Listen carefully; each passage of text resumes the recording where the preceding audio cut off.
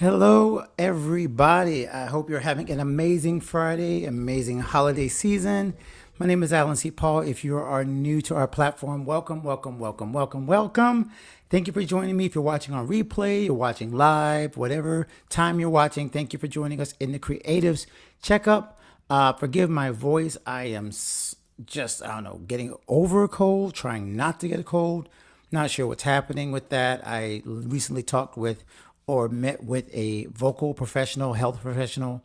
She immediately looked at me. She's like, you got inflammation. Hey, come back and see me in a couple of days. We're going to do hopefully some collabs very soon because she's an amazing person, Melissa over at the Voice Rehab. But as of now, I am surviving. I don't even have my water next to me. So if I give out throughout this live stream, please forgive me if I sound like Kermit the Frog. If you're new, this is where we help you as a creative musician, professional in any area of the creative arts, even ministry, in the performing arts.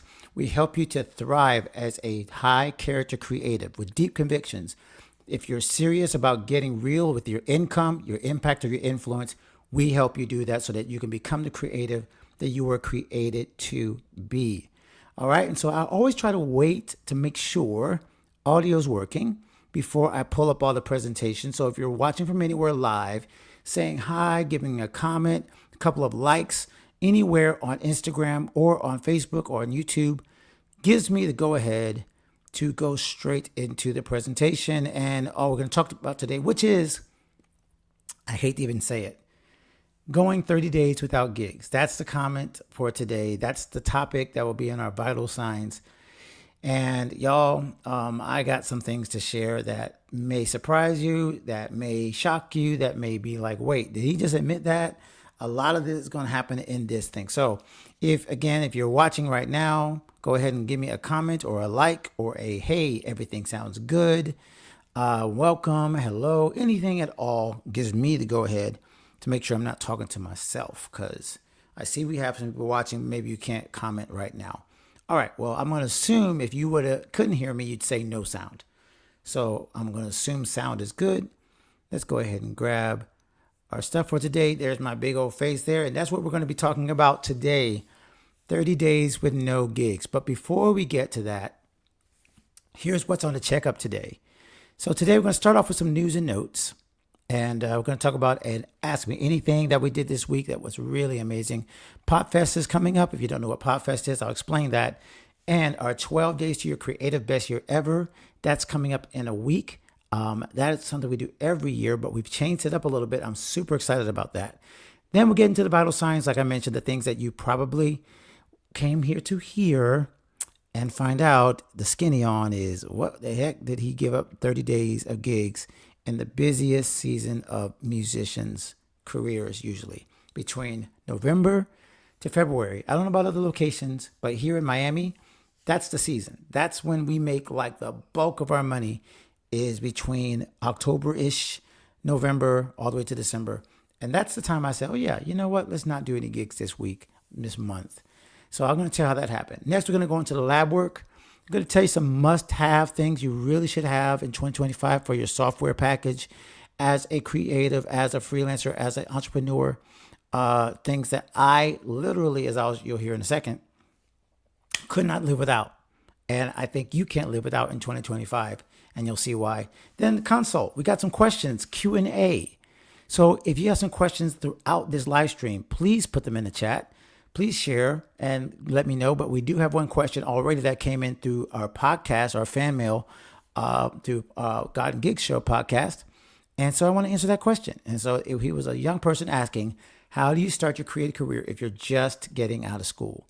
And finally, we're going to go into prescriptions, which is where I talk about what to do next. And that would be the 12 days, which are coming up just in a few weeks, a week or two.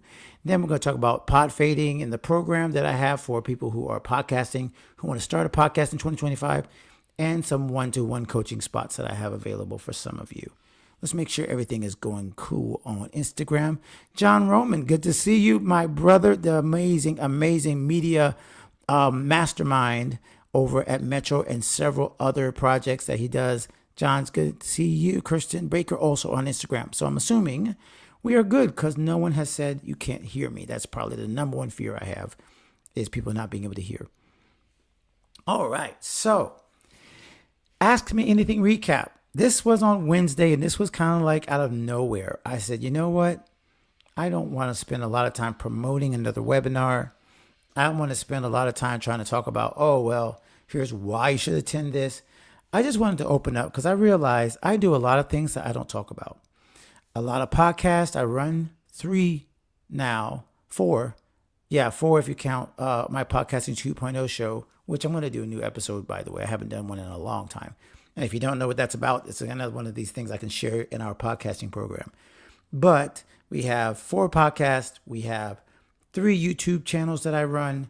We have my music career. We have ministry. And I was like, do I really tell people how this is all working, or do I just kind of pretend that it's all like the Oz? I haven't watched Wicked, but I know about Oz. I know about the Wizard of Oz, and I know that there's a guy behind that's like tearing all things, and he's really not powerful. Well, I wanted to take y'all behind that curtain. And I took a couple of people who jumped in on the Ask Me Anything. Simony here is one of our members. She represents those people. She wasn't able to come, and she came in on our mastermind last time. But these are the kind of comments we got from our mastermind and from our AMA. It was Daniel who joined us. It was Pamela, who's been a longtime member of God and Gigs 360 Gold, our mastermind. And it was just me opening up. So if you're interested in things like that, you want to go to godandgigs.com/membership, because honestly, that AMA was something I do every 2 weeks, twice a month in our mastermind. So that's not like uncommon, but it was uncommon for me to go live and just share everything on a Wednesday. That was new. I had never done that before. So I really enjoyed it. There might be another one coming up soon. Big Cube Music, good to see you. Sound Friction, good to see you over here on Instagram. I see y'all popping in and popping out. If you can't stay, I get it. Middle of the day, I know it's busy, but if you can stay, we're going to get into some stuff right now that you might want to hear. Let's get this. Wait, make sure. Okay, there we go. Oh yeah, always do a shout out to the toolkit.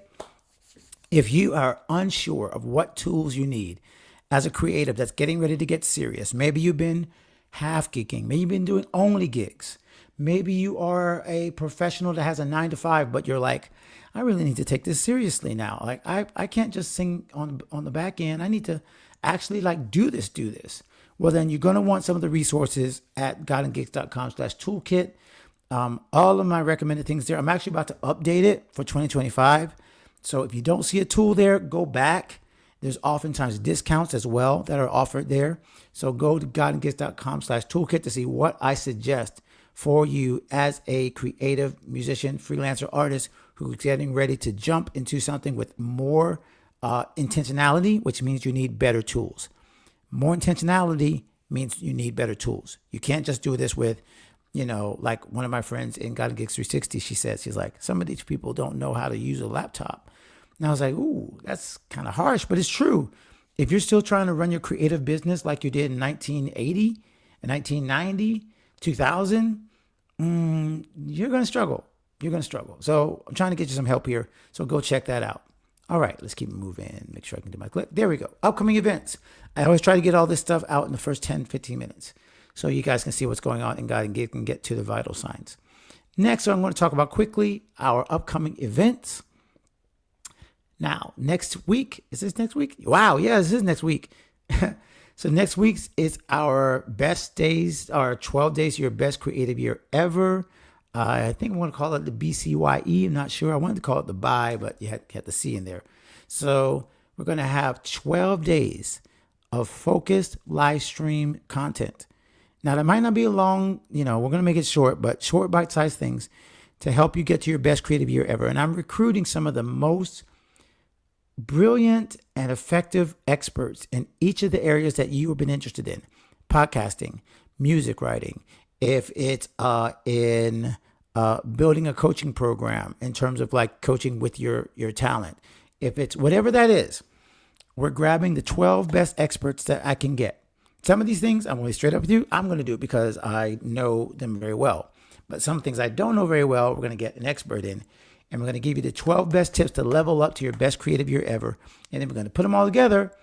But you don't get to keep them unless you are able to join us, because this is going to be in and out, right? 12 days. And then if you jump in with us, you can stick with it. And you'll get that material throughout the membership. So I'm going to let you know how to do that. Next, we're going to have our first 360 Gold Mastermind meetup of 2025. That's on Monday, January 13th.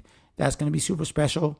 Hopefully, we have some new members to join Charmaine, to join Simony, to join Pamela, to join all of our other members. And then the 16th, can't talk because my voice is going, 16th through the 19th, we're going to have our PodFest conference in Orlando, Florida. I am so excited. I am speaking for the 4th time. I've spoken once in person, and I've spoken twice virtually, actually probably 3 times virtually.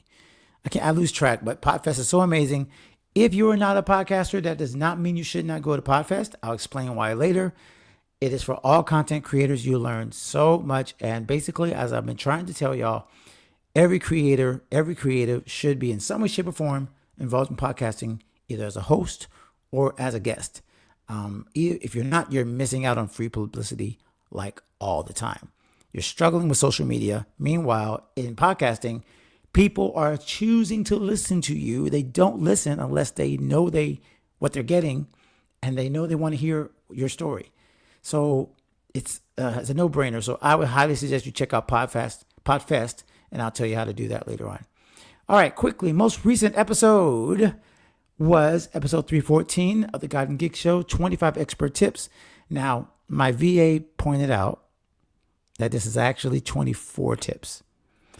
So I accidentally left out one. So let's just say the 25th tip is to subscribe to the podcast. I had to throw that in. I'm sorry.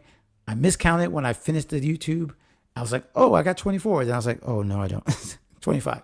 She counted it. So thank you she corrected it. So it really should be 24 tips, but you can go find that on our YouTube channel, also at godandgeeks.com/314. Okay. We got through all of our news and notes. Now the fun part. Oh my gosh, I am kind of nervous about this. Tiffany, I believe that's Tiffany. Life's good. Good to see you. Thank you for joining us. So, all right. Man, I got to get serious. I got to make myself big here because I'm not even looking forward to talking about this, to be straight up with you. Like, this is one of those kind of things that you're like, do I really have to? You know when your teacher calls you and you're like, do I have to go?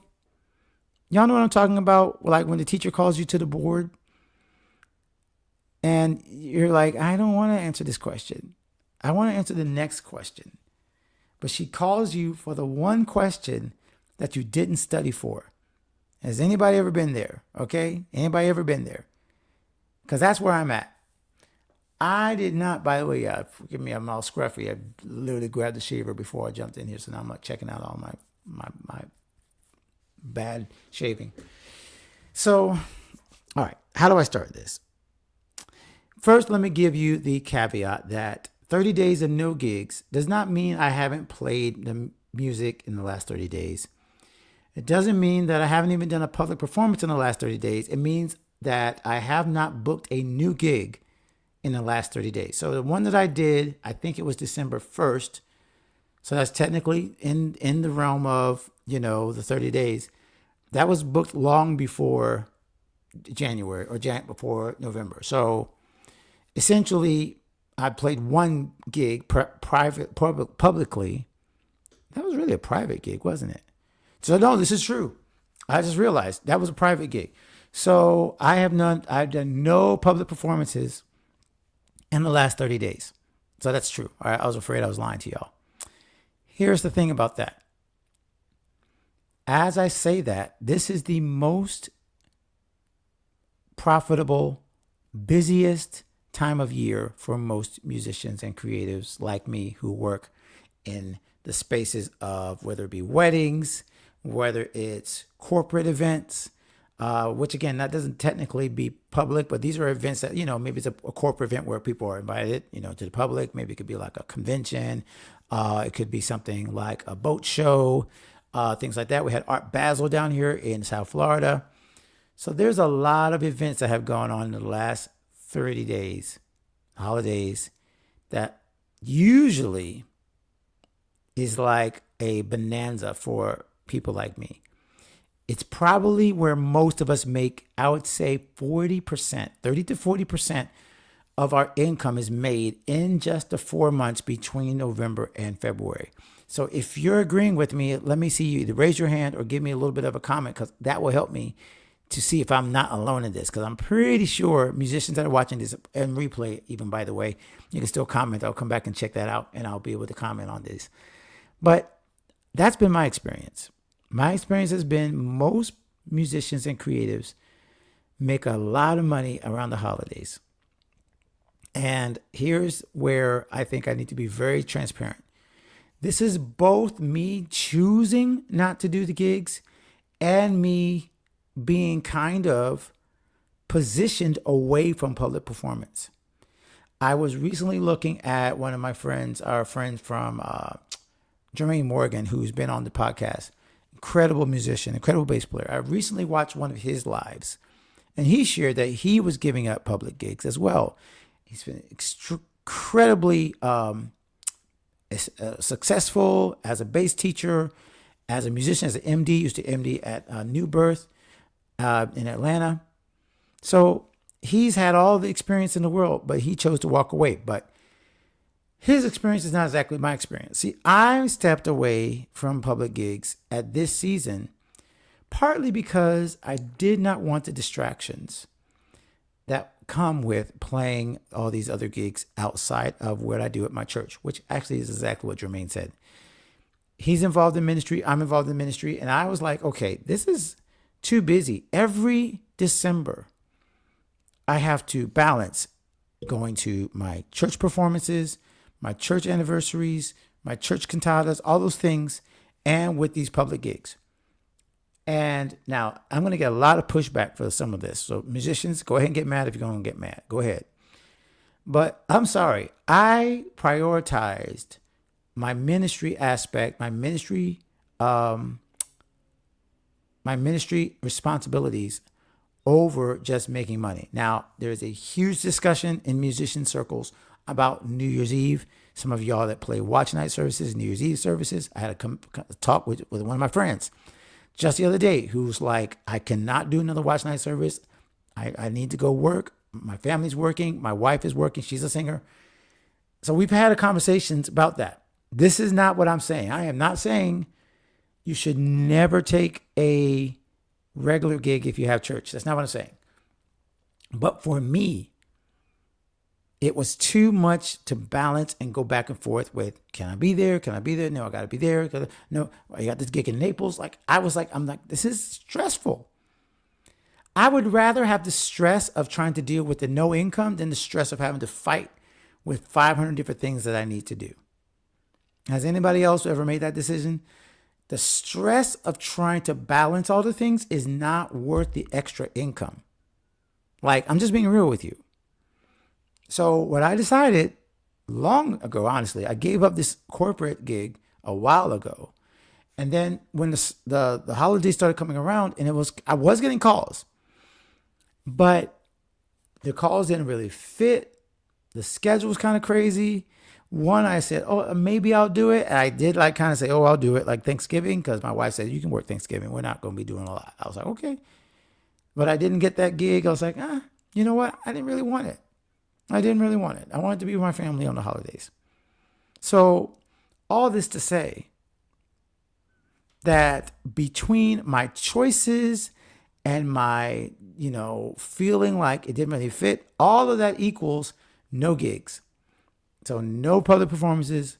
And now here's what happened, because that's what I said in the YouTube label, in the title. Here's what happened.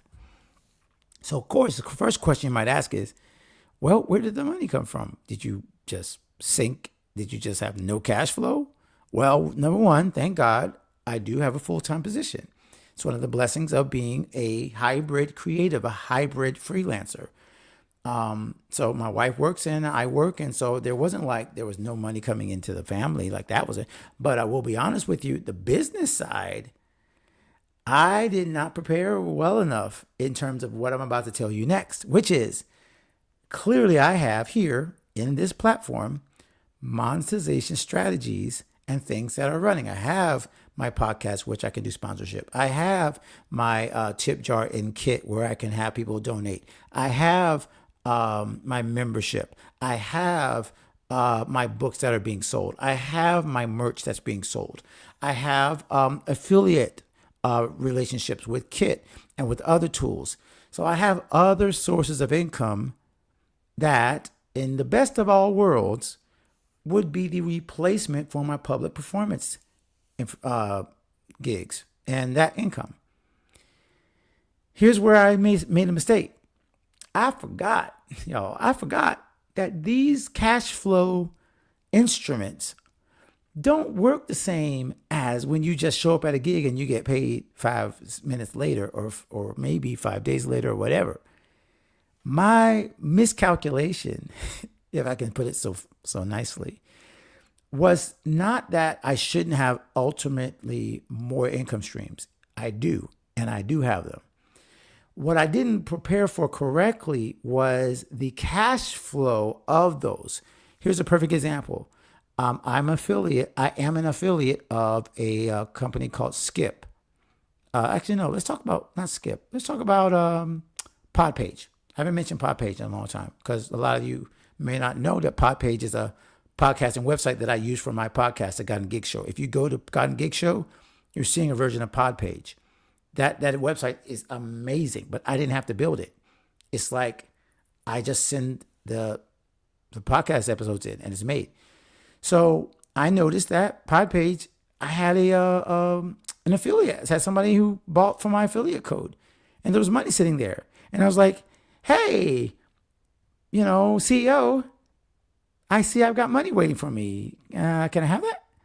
And he reminded me very nicely that, hey, no, we do payouts at the end of the month. And it was like, oh, that's right. Just because I made the money right now doesn't mean the money is going to be in my bank account tomorrow. Is right. So this is working. Y'all follow me? It's not that I didn't have money that was being generated.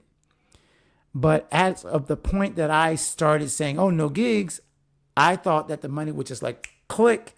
And all of a sudden, the money that I was earning from my affiliate programs and from the other things would just immediately start flowing. It's the right strategy. It just has to be planned out a little better than I did it. So all this to say, the 30 days of no gigs was actually successful, because here's the good part. I just told you the negative part, that my cash flow went like that because I didn't really plan for my other income streams to replace it. And I didn't build it up so where I knew exactly where the affiliate income and my merch income, I didn't scale that to the point that I knew exactly the replacement. That was a mistake. Here's what it did do. It created margin. Me not doing gigs created margin for me to think of and to do things that weren't related to just spending time rushing to this performance, getting packed up, getting dressed. What's the gig? What's the dress code? What time we have to be there? What's the set list? What time is load in? What time is load out? What time y'all see like how much is really, because I think a lot of us musicians and creatives, I'm going to talk to the photographers, I'm going to talk to our videographers, anyone that has to be on site for an event, because this is more like events, all right? So holidays is all about events. So all of my people that have to be on site for events, my creatives, y'all know that the time actually spent on site is not the main job. It's all the stuff after and before. That is the lion's share of the time that you have to spend when it comes to like these gigs and when it comes to stuff like this. It's all of that stuff, man. Like that takes so much energy and time out of your day that just because you're getting a nice check for these events doesn't really, like, I'm telling you, like, this is where I realized, like, hey, no, I made the right decision. It may felt like a hard stop in terms of renegotiating my cash flow, but it was a great decision for me. I'm gonna check in on Instagram, Wilfred. Grown Man Pocket, good to see you. Carlita and everybody else that's watching right now, welcome. You guys, I would love to see your comments. I can see your comments on Instagram, by the way. I just can't pull them up online on screen, but I can respond to you guys. So, yeah, that's the lesson I learned, that 30 days with no gigs was actually a benefit. It just should have been a little bit more planned in terms of, okay, if I'm going to give up the biggest time of the year, let me just make sure that my other income streams are either built up or moving, or I already have the plan of, just because I get to do a webinar, because it gave me more time to do like things like webinars. I did affiliate marketing, a promo with Kit. That was huge. We got some people who signed up for Kit from that. I was able to focus more on my podcast. I was able to focus more on marketing. Like all of that was a good thing. The only negative was not really making sure that I knew when certain payments was coming in so that we replaced the public performances. Is that making sense? Because I wanted to be transparent about that. But if that made sense, I hope you can comment on it. I know we didn't get a lot of live comments today. Y'all probably just watching and just listening. I see exactly. Okay, Grown Man Pocket, thank you for that. I see you because, yeah, like, okay. And so, by the way, I should have asked this question first. How many of you who are watching, whether you're watching on live stream or watching replay, are you a in-person creative? And by what I mean by in-person, I mean, are you doing the kind of work that you have to be on site at an event? So photographers, musician, any of my people who do decorating, any of my people who are doing any other like dancers, all of you guys who have to be on site for these events, your gigs are like there. These are the kind of comments and the kind of conversations I think we can have. All of us, whether you're a musician or whatever, like if you have to be on site for something, for public performances, like the stress that comes with having to do all the things to be ready for the thing. And then you're like, you get your check and you're like, I don't know if this was, I know it's worth it. And I definitely felt the pain of like, oh man, like if I could have just shown up and played these gigs, I would have been doing fine in December. Like this, how am I turning down all these gigs? But this is a more sustainable path. And by the way, I'm going to show y'all. Let me see if I can pick up this picture. This is something that I didn't even think of, but since I just did it, good to see you, Rich. Awesome, man. Will Camps, good to see you. This is something. Let me see if I can find this. Hold up, because I just had the picture. I just got to figure out how to pick up the picture, or should I do screen share? Because I don't think I have it as a PDF. Give me a second. There's the picture. But I need to do screen share so y'all can see it. I'm not sure how to. Oh, I know why this is not working. Sorry, guys. I know this is bad video when you do stuff like this. It's never good video when you just start clicking around and waiting. People are waiting for you. But I want to show you this. So here it is. All right. Hopefully you guys can see that. So this is a picture from last night when I got to play for the Bootstrap Biz Advice. I'm a member of Bootstrap Biz Advice. Let's make that so y'all can see it. I got to play for the Bootstrap Biz Advice Christmas party. Now, LaShonda Brown is one of our established creative experts. She is an incredible mentor. She's the one that helped get our YouTube channels. I mean, I built one up to 1,000, but she helped me get the second one to 1,000. And now the third one just hit 1,000 subscribers. So I've done this 3 times now with YouTube channels. And she is just an incredible mentor. She brought me up to her Airbnb up in Virginia. We got to do a photo shoot, me and my wife and our friend Lex. And so now she's got an app that's on YouVersion, an app that's on the App Store. And so last night I got to play a live event. Get this, virtually. So I'm there at church, but I didn't have to leave. I didn't have to pack up. And these folks in this event, I had the nerve to tip me I don't want to give the amount because it's not about the money, but it's enough that I actually was able to take care of some events, some other projects, just from me showing up on a live stream. Now, some of you have asked about live streaming and monetizing live streams. Well, here's an example of how I didn't have to go to someone else's party and move, all of my gear to be effective in terms of doing that. So this is just an example of what I'm trying to tell y'all, to think outside the box when it comes to gigs. This was just something I had no idea this was going to happen. This was not what I planned at all. Not at all. But the fact that it happened was just another example of why I don't want my community to get stuck the way I was stuck, thinking that, I got to show up here, got to show up there, and just thinking that's the only way that you can do it. Good to see you, Kim. Awesome. Love to see Kim, our amazing friend, who's also one of our VAs in one of our programs. Love having our team together. This is so cool. I can say team, right? I have a team. Wow. Anyway, so that's vital signs. I want to keep it moving because I could talk about this all the time, but I just want to make sure I was honest with what y'all wanted to hear about that. Did I give gigs up for 30 days? Yes. Did my cash flow suffer? Yes. Am I glad I did it? Yes.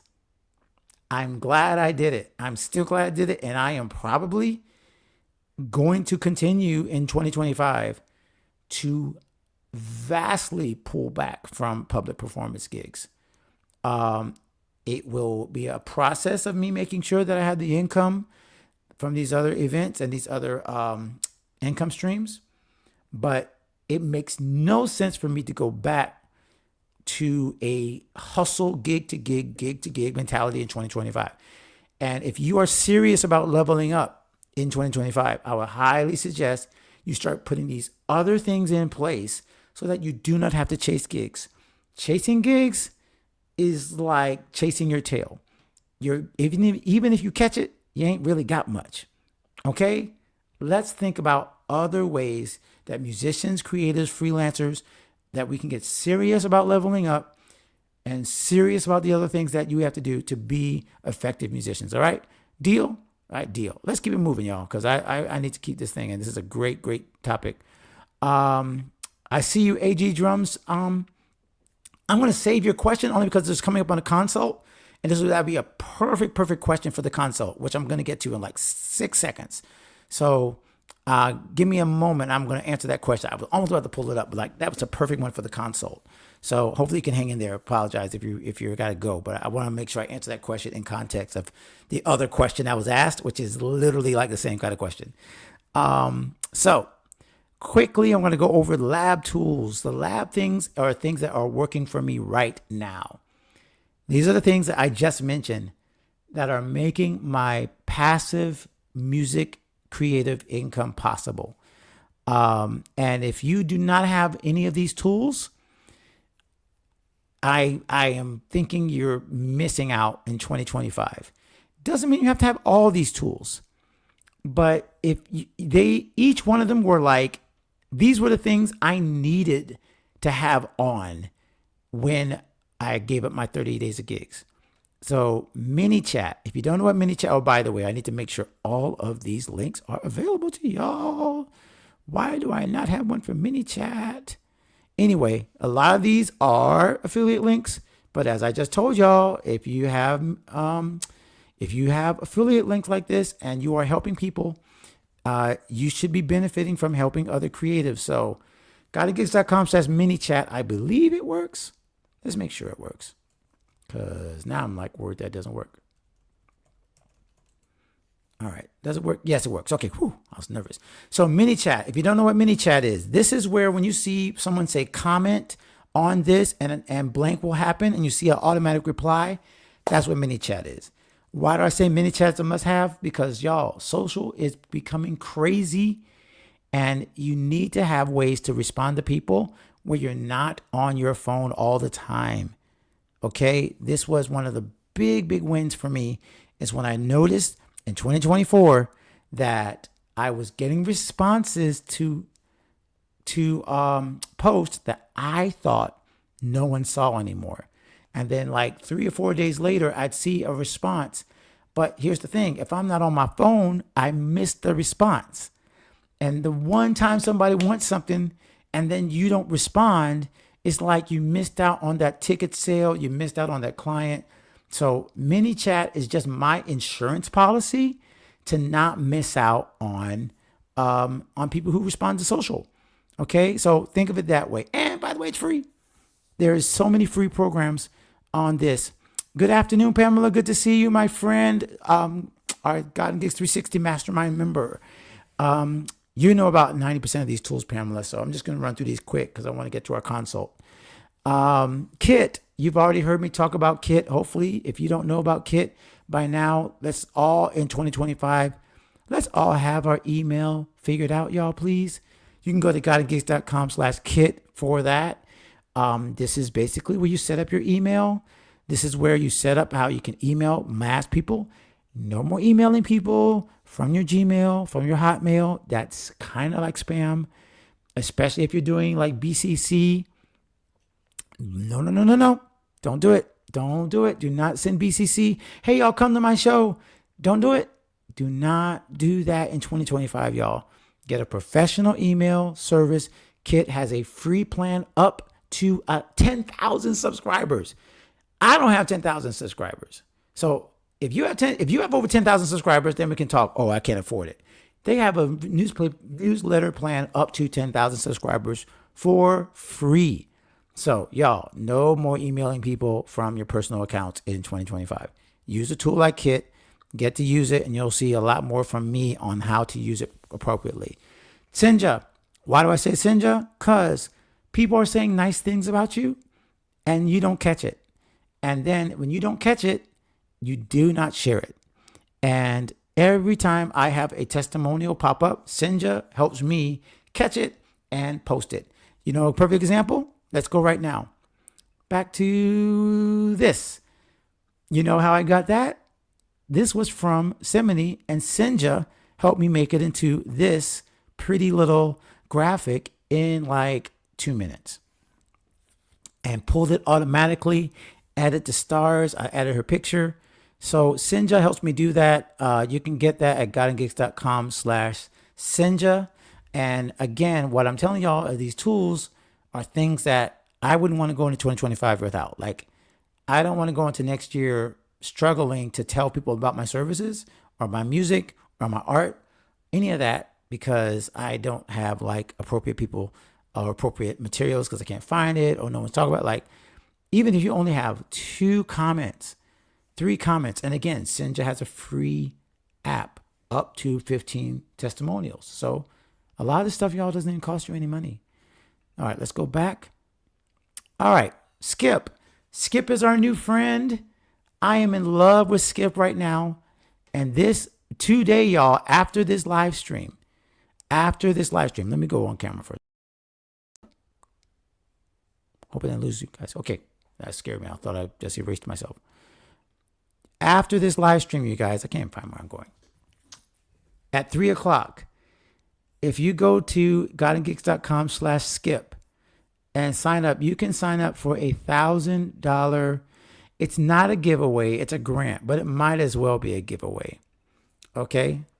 It might as well be a giveaway. So, Skip is an entrepreneurial program that allows people to apply for all kinds of grants. All kinds of grants, $10,000 grants, $5,000 grants, funding. They give away, again, a grant for $1,000. And I am so blown away by this community. Why am I telling the creators about this? Because y'all do not go into 2025 assuming that you do not have access to funds. This was me. I just told y'all, I'm very transparent in this, that I ran into some cash flow issues because I pivoted too hard and I did not make sure that I had funding from my other accounts ready. Even though I was able to make it through and I was able to move some money around, like I should have planned that better. There are access to funds if you just apply to these grants. I got a $5,000 grant for my Sit Sing Swing program. Okay. Should have applied for that, Nick. That's a local one. If you're not using grants in 2025, you're missing out on basically free money. And musicians, creatives, especially if you have nonprofits, this funding, I know people say it's going to dry up. Guess what? That's why you need to be in the door first. Because what's going to happen is people are going to start getting discouraged and they're going to stop applying. And the people who keep applying, the pool will get smaller because people who don't keep going with it and just kind of like give up, it will make them be even more insistent to find the ones that are better quality grants, better quality products, better quality. And they'll say, hey, this person has been applying. They're still in the pocket. We still have some funding. Let's give it to them. So do not give up on your grant funding, and Skip is a great way to do that. Once again, let me make sure it works, because every time I do this, I feel like I forgot to make sure that it's working, because I don't want y'all going somewhere. Yes, it works. Okay, cool. All right. So GodandGigs.com/skip. All right. Let's see. Did I get all the tools? What am I forgetting? Let's go back. Make sure I didn't forget anything. And hide that. StreamYard. Oh, we're using StreamYard right now. So StreamYard is definitely good for any of you guys that want to do live streaming. As you can see, I'm streaming to 3 different platforms right now: YouTube, Facebook, and Instagram. So that is a hugely smart way to do this. You can actually jump into StreamYard by going to GodandGigs.com/StreamYard. And last of all, I want to get this last one, Mighty Networks. So Mighty Networks or Buy Me a Coffee. Here's my take on that for 2025.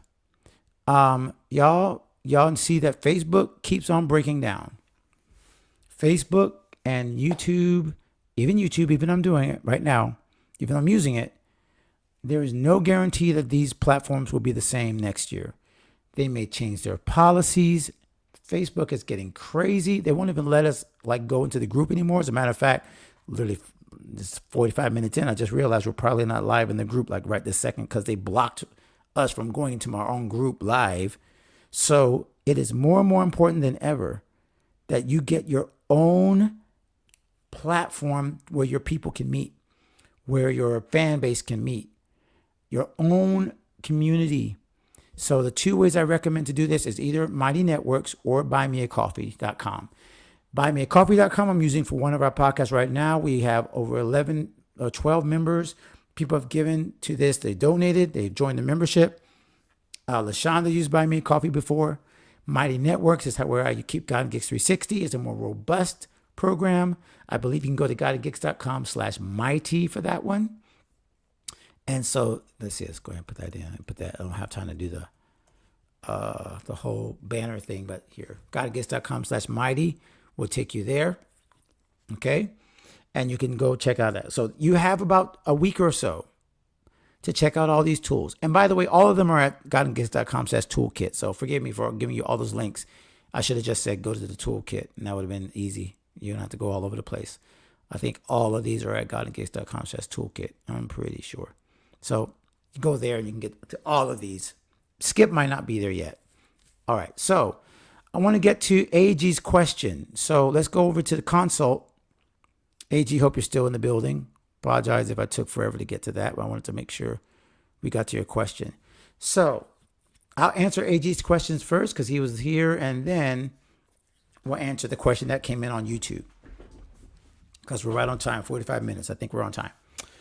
All right. So, what do you think is the best way to network if you move to a new city? I love this question. The best way to network is move to a new city. So, first, AG Drums. I'm going to tell you, I actually do have a blog post on this exact topic. So I'm going to go ahead, as I hate to do at the time, I'm going to go ahead and quickly do a search on my own. You know what? I'm going to go ahead and do share screen again, because I hate doing this when, people are just watching me type. I feel like that's such a horrible thing to do. So let's go ahead and pull up God and Gigs so I can actually get you to this instead of just talking about it. And this seems like a really, really bad video. So I'm going to go ahead and do a quick search here. What are you looking for? New city. Let's see where it is. Do I have it? Oh, where? Oh gosh, I gotta remember the name of it. Is it new city or is it? I think it was new place. I can't remember the name of it. See, now I gotta find this. Okay, this one. All right, so I have kind of two of them. I remember that one now. So this one is more about when's the right time to move to a new creative community. So that one is where when you're deciding where to move. So I guess my other question would be, how do you network? Have you recently moved? Are you moving now? Are you getting ready to move? Because that will also help me answer that question right. But the best way to move to a new city, to me, our best way to network is absolutely to first just be open to these new relationships and new places that you're going to have to get integrated in with the community with. So that could be the local open mic. It could be the event where people are, and I know this is the hard part. That's why I'm trying to find this blog post honestly right now, where I wrote about finding a new place. I just can't remember the name of it. I hate this because I know I have a resource. I might have to send this to you. So if you have my email, alan@godandgigs.com, make sure you email me because I do want to send you the actual page that I wrote about this. I just can't find it right now. It's driving me crazy. So what I would suggest is, number one, go to the places where the creatives in your field already are. Okay? Go ahead and go there. Find out where the people are gathering. Find out when there are events, and don't go in there. I know this is really hard, but don't go in looking for the first opportunity. Don't go in saying, hey, I play. Just get to know people and let them find out what you do without being too pushy, because you can say, hey, I'm a drummer, I am a musician, I'm an artist, I'm a creative. You can do that. But the problem is when you go in with the motive of getting a job, you go in with the kind of desperation of, I got to meet somebody today. I know it's hard because you really want to get reconnected right away, especially if you're moving to a new place and you're used to doing stuff. But, and I know I'm not speaking from experience as much because I've only had to travel a couple times to new cities where I got reintegrated. Since college, I pretty much have stayed put. But I do see what happens with the rest of my friends who do this. And 9 times out of 10, their opportunities don't come from, hey, just handing out their business card.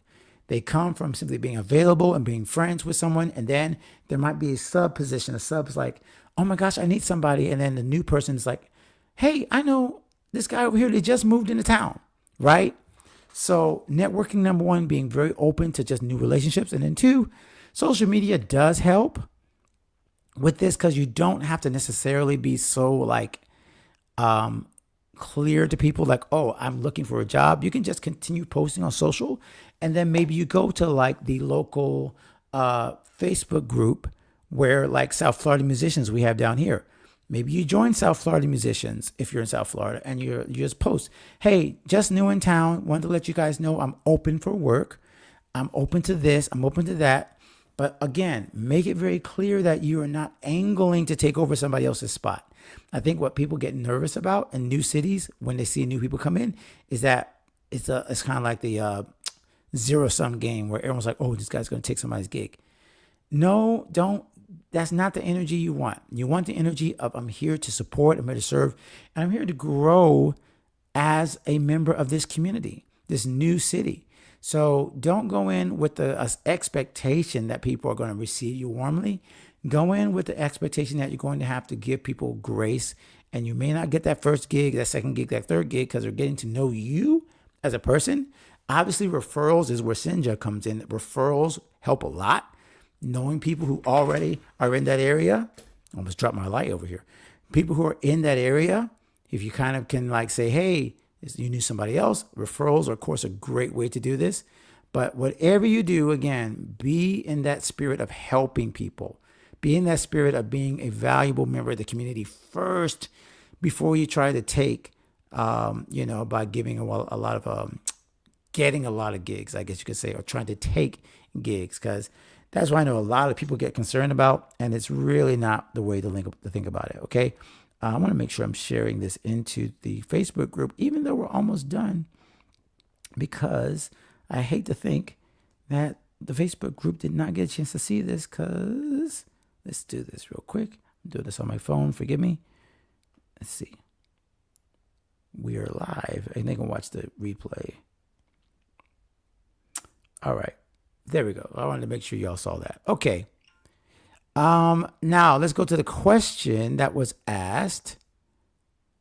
And I will keep looking for that blog post, by the way. All right. So this came in from one of our podcast questions. If you go to godandgigs.com/podcast, you can always ask a question directly through the podcast. You can actually type on it. It will say, send me a text, and you click on that, I should say.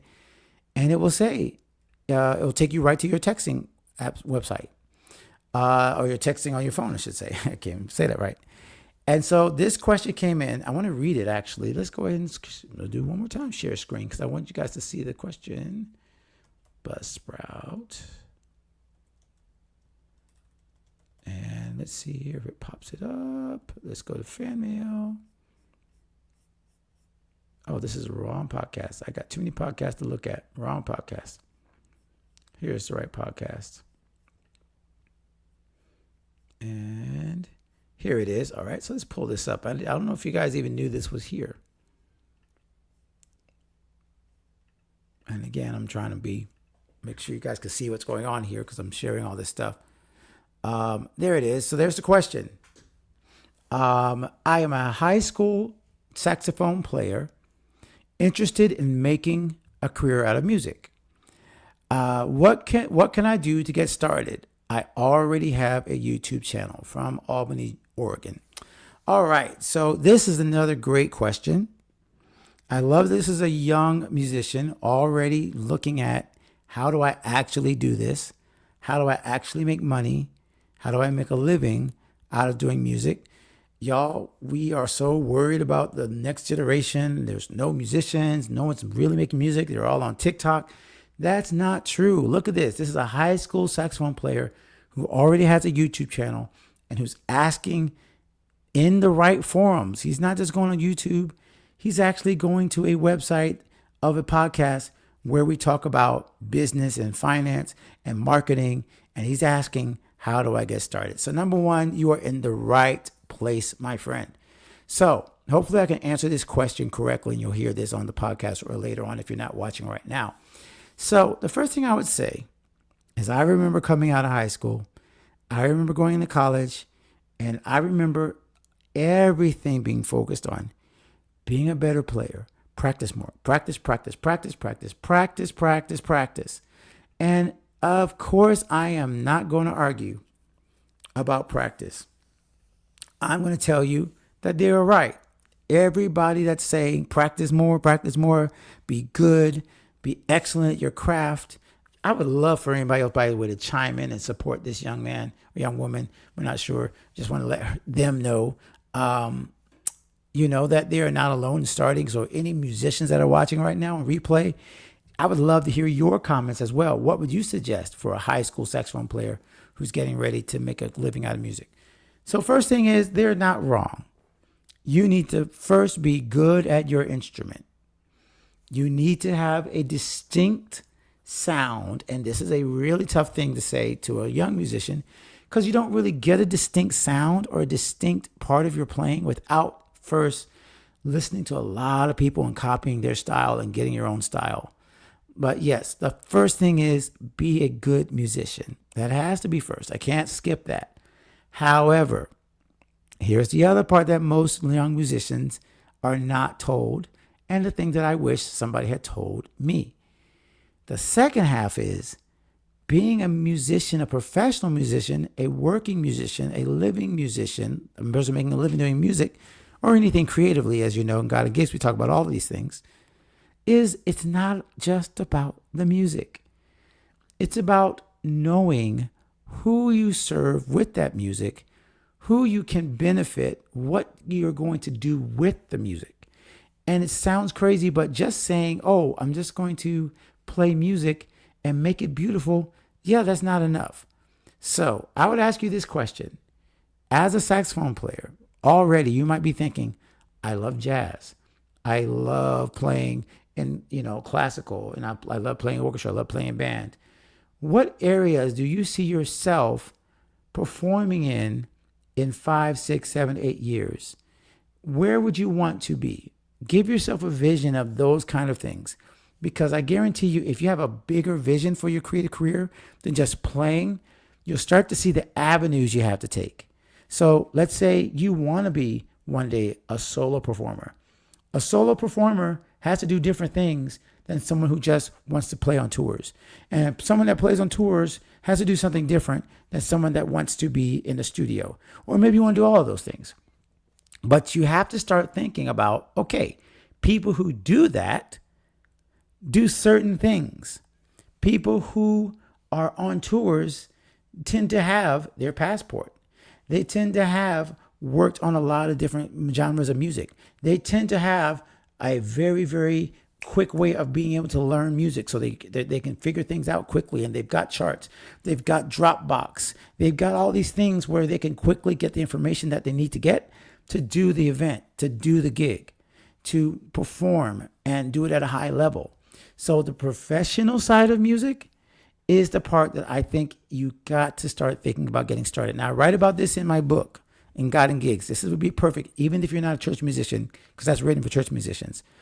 I would highly recommend you think about the P's in that book. It says the 3 P's of professionalism. Okay? Preparation, punctuality, presentation. So punctuality goes without saying. You got to learn to start being on time for things. That's the one that fails so many musicians. And then presentation is also important. If you don't have a website yet, you might not have a website, but you might want to consider starting to build out, as you mentioned, your YouTube channel. What's going to make your YouTube channel special? What saxophone things are you going to play? Are you going to do accompaniment? Are you going to do something that's a little bit more creative with your saxophone? Are you going to do where you are playing a certain style, where maybe you do certain solos and you're like, hey, this is the solo, but it's the way it sounds on a saxophone. And so you come up with a certain way of approaching your creative career that isn't just based on the music, but it's also based on where you want to go and the people you would like to serve one day. And that is not just, again, about not being, it is about being good, but it's not just being good. It's about having something that you want to do with your music. So I probably went all over the place. I remember being a high school musician. I remember just wanting to teach. I remember just wanting to play. And nobody told me about getting my finances together. Nobody told me about business accounts. All of this stuff is stuff that you're going to need. You may not need it in high school, but you need to start thinking like that. What's going to make my music special? What's going to make my particular way of looking at instrumentation and connecting different? And how am I going to really get myself in a place where I treat my craft professionally? Professionally is not really getting paid. Professional is the level at which you are treated, the respect that you're treated with. I love to see, Pamela, what you have to say. This is great. I love seeing young people seeking knowledge and how to perfect their craft. He is already forward thinking and taking a vested interest in his or her future. Yes, exactly. I love this. That's why I wanted to answer the question fully. I might have gone all over the place. But yeah, we all had that moment coming out of high school, out of college. And we get all this information. And very rarely do people say, Oh, here's what you actually have to do to use it. So many times people just, oh, get a degree. And now what? Oh, just go to college. And now what? They don't say, hey, you need to get your money in order. I would love it if someone did a high school, college slash seminar. Pamela, this is right up your alley, on just the life skills you need as a musician. Just the life skills you need to, hey, let's get your credit, if it's credit or no credit, right? Make sure your balances and you know how to organize and how to do an invoice. These are the things I wish someone had told me about, because these are the things that trip most musicians up, most creatives up. They don't know the business side. So I hope I answered your question. Number one, I think I can go back. Yes, you need to practice more. Be excellent at your instrument. Study all the classics. And then the last thing I'll say, and I'll make sure I'll throw this in. I know we're over an hour. I would definitely, please, if you don't have mentors in your area, in your high school, or in the college you might be considering, definitely connect with them virtually or look out for people who can guide you in that kind of mindset. Who is a respected jazz or classical or whatever genre musician in your area that you could just say, hey, I would love to get coffee with you. Tell me how you got into the business. Tell me what you do. This is what we do on God and Gigs podcast. Honestly, we just talk to people about how they figured out how to navigate the creative career. And what did they have to do first, second, third, fourth, fifth?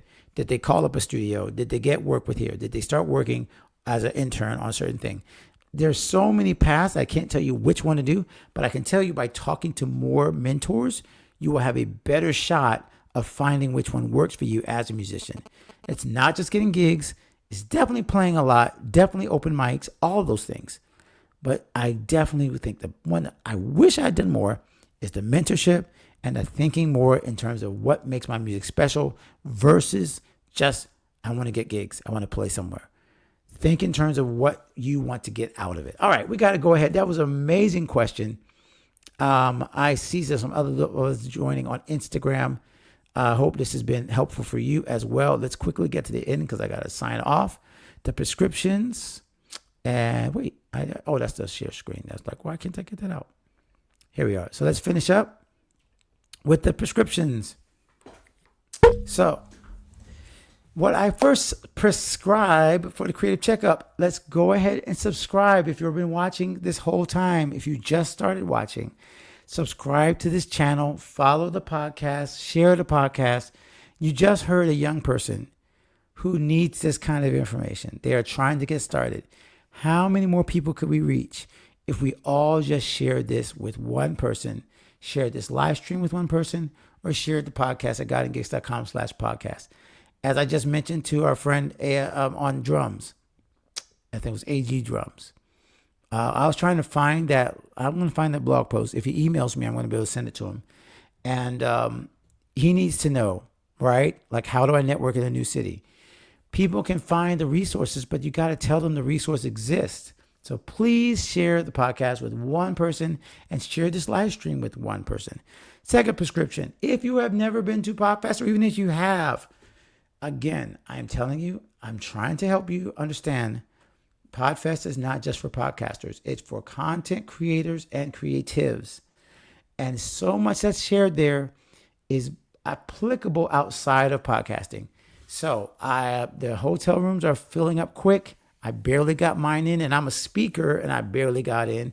So I highly suggest you go to podfestexpo.com. Go check that out. I'll be there 16th to the 19th. I would love to have some more God and Gigs friends there. And last of all, this is like a special announcement. I have not talked a lot about this, but I am now offering coaching, one-on-one coaching. Did not want to do this. And I'll tell you a story that I don't tell a lot about the one-on-one coaching.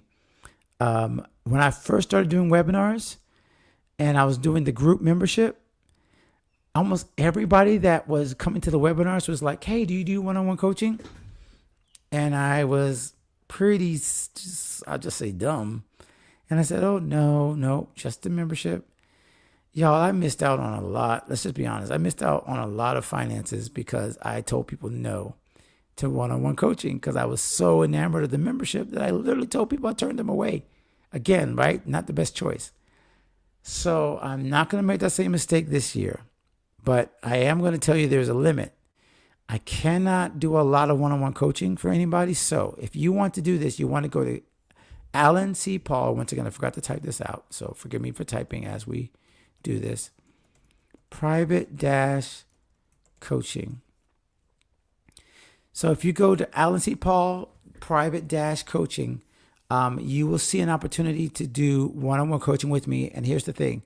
I will give those of you who are going to do this early. In other words, I'd say before Christmas, because after Christmas, obviously, prices and everything go up and everything goes crazy. 2025 starts and there's new pricing schedules, things like that. But I want to be more helpful to those of you who are willing to jump into this right away.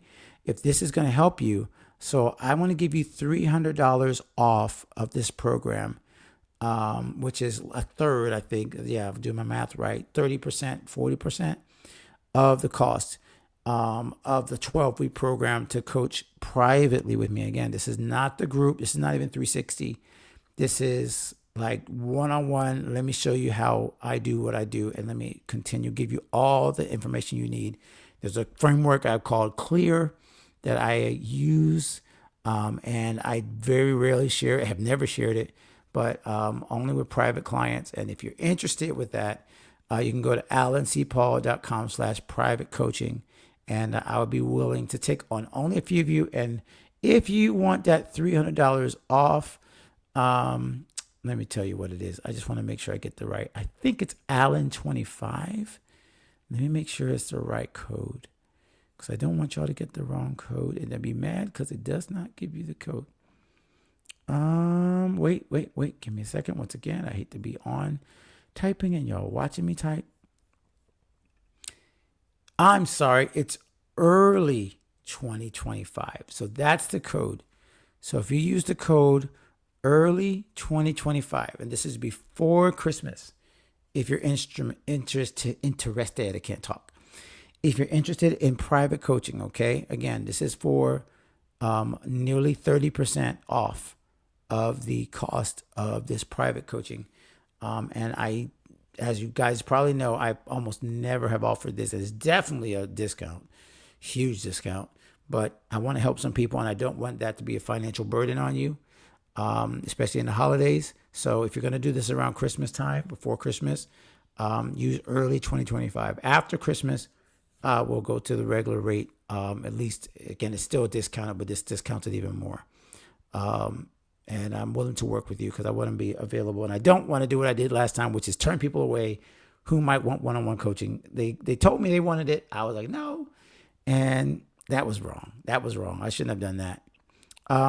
Let's go. Okay, one more question. Let me answer this question from Pamela. We're going over, but we're here, so we're going to keep on going.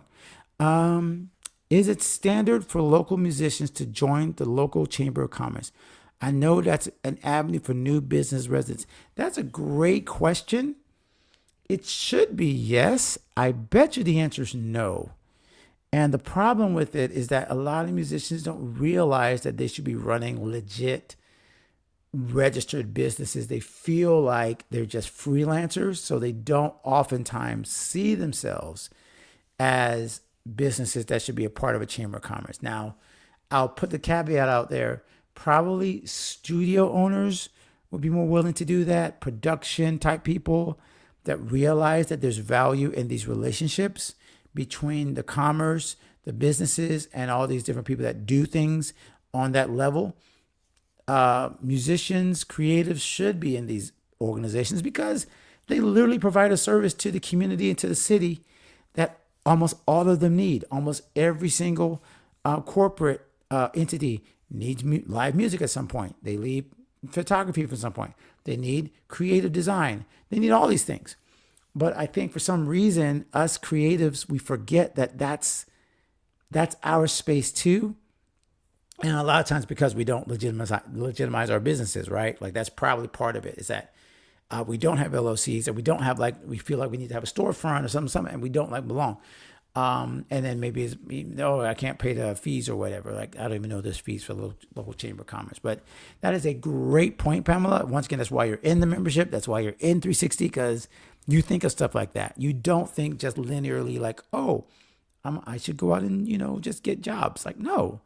How can you think of that? That's an excellent point where I might look into that, even in our local area, that I have not done. So I think I did all the prescriptions, the coaching. I did. Thank you so much for everyone that joined us. AG Drums who joined us on YouTube. Pamela joined us. And then over here on Instagram, we had a bunch of people who popped in. Worshiping Music School, that was Manuel. Kim jumped in, our amazing virtual assistant. Rich jumped in. Will, Grown Man Pocket. I see it. Can I read that right? Anvare's Art, I think. Life's Good. I believe that's Tiffany Good that joined us for a second. Sound Friction. Big Cube. Growing Big Cube. John Roman joined us. Kirsten Baker joined us. All right. So this was an amazing live stream. I'm impressed with our community. I'm thankful for our community. If you're watching this on replay, type replay so that we can know that you were here and I can respond to any of your questions, especially during the consult, especially about any of the tools. Will we have a live stream next week? Probably. We will probably do our last live stream of the 2025 next week. I should be in town. We didn't do one last week because of my anniversary, which was beautiful, by the way. Thank you for everyone that wished us happy anniversary. But yeah, I think that's it for now. We're going to go ahead and call it off. We're 12 minutes over time, and life is going to come barreling down a mile a minute at me if I don't go ahead and jump into the next thing. So until next time, continue to become the creative that you were created to be. God bless. Thank you for joining us, and I'll see you for our episode on Monday, godandgifts.com/podcast, video that will come with it, and then our next live stream on Friday. God bless.